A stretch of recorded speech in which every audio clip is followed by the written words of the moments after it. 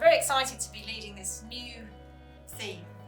for the NIHR Cambridge BRC on Devices and Advanced Therapies. So of course work on Devices and Advanced Therapies has been happening throughout the BRC, but it hasn't really been brought together before. You might wonder why Devices and Advanced Therapies are put together.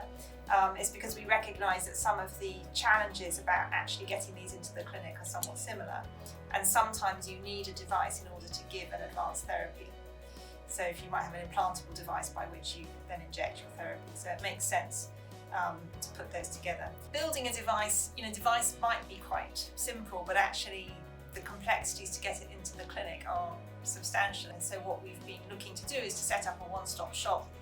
whereby we work with people who say, okay, I've got a great idea for a spinal cord stimulator for chronic pain, and often these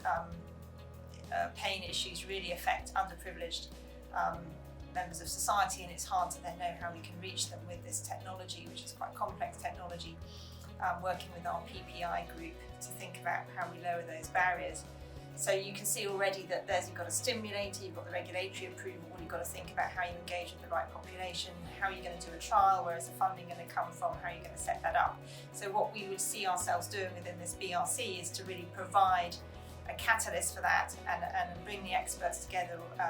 the advisors if you like, and say, well, why don't you work with so and so and so and so, this is the framework you need to be working under, so that we can make those paths to progress hopefully quicker and easier.